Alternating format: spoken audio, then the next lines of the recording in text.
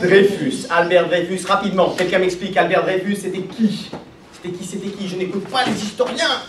Mais non, je t'écouterai plus tard, c'est promis. C'était qui? C'était qui? Alexandra?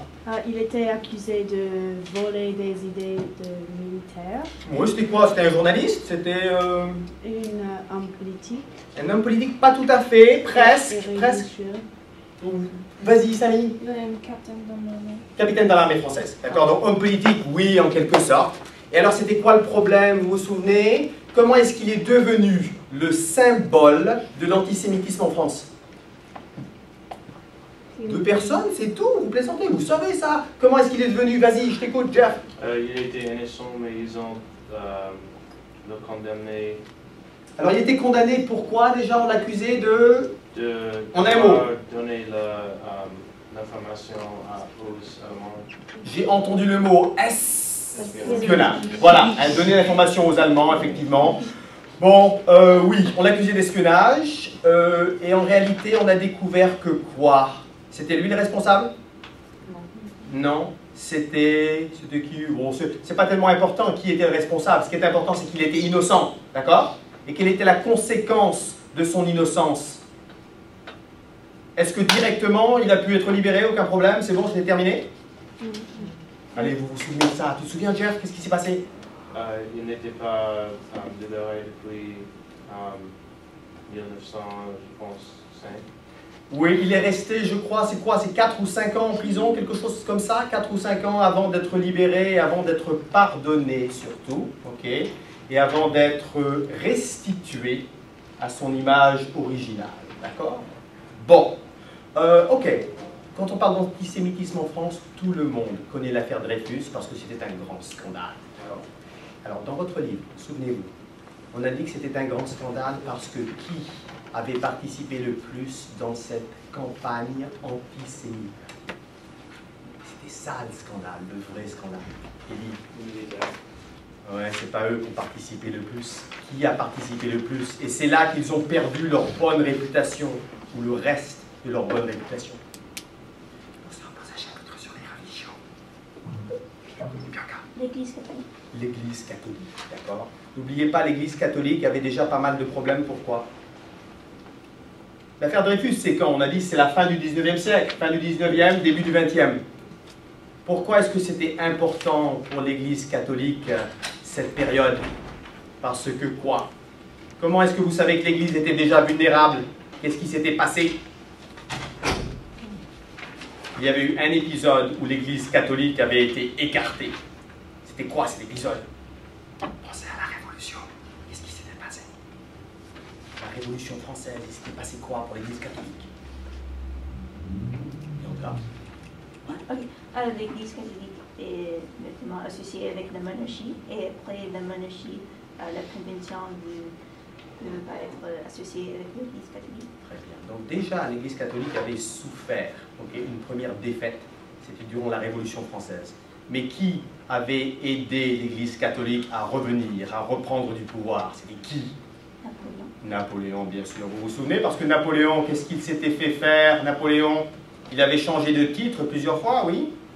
Il était devenu quoi à la fin? Il était devenu empereur. Et pour devenir empereur, généralement, qu'est-ce qu'il faut? Qu'est-ce qu'il faut pour devenir empereur? Je t'écoute. Il faut qu'il est devenu la religion officielle de la France. Exactement, d'accord. Il fallait l'approbation du pape. Il fallait que ça devienne la religion officielle de la France. Vous voyez le problème? Le problème, c'est que l'Église catholique avait déjà souffert dans son image, dans sa crédibilité. Et avec l'affaire Dreyfus, l'Église catholique prend la mauvaise décision. Okay? Elle soutient un homme qui est innocent. Bon, ok. Deuxième chapitre de l'antisémitisme. Vous vous souvenez, c'était dans votre interrogation.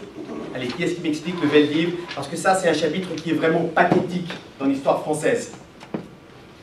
Je vais écouter d'autres personnes que Jeff. Allez! Vous savez ce qui s'est passé au bel livre. Je t'écoute. Julie.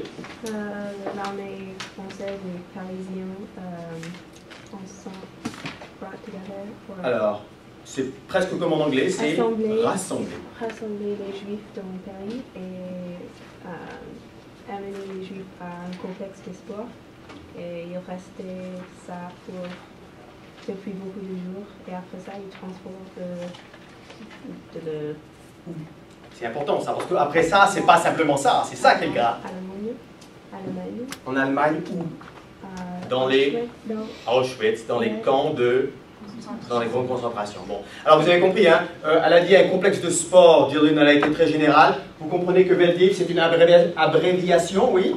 Ça veut dire Vélodrome.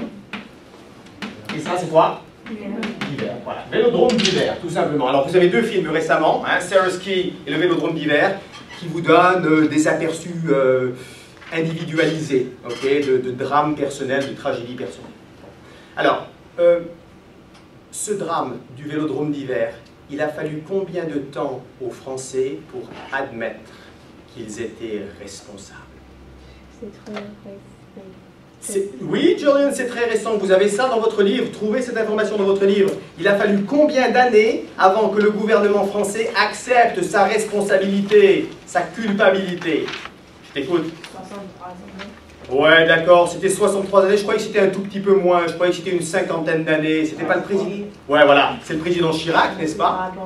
Ouais, ça va. Il a fallu plus d'un demi-siècle, ok, pour accepter sa responsabilité. Voilà ma question pour terminer. Est-ce que vous connaissez dans l'histoire américaine de la Deuxième Guerre mondiale un incident similaire, un incident qui concerne les camps de concentration où les États-Unis ne se sont jamais rétractés officiellement? Oh, ben on n'a même pas besoin d'entrer en grande conversation, vous savez déjà tout ça. Waouh! Ok, Samy. Est-ce que c'est avec les Japonais? Avec les Japonais, raconte un peu, qu'est-ce qui s'était passé avec les Japonais? Oui, moi. Oui, bah si, continue, Samy, pourquoi pas? Quand les États-Unis guerre avec les Japonais. C'était la même guerre, n'est-ce pas? C'était la Deuxième Guerre mondiale. Soyez spécifiques, mes amis. Qu'est-ce que le gouvernement américain avait fait?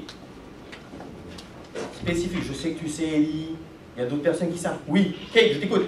Les Américains avaient peur que tous les Japonais étaient espions, donc ils ont emprisonné les Japonais dans les camps, comme, un peu comme les camps de concentration.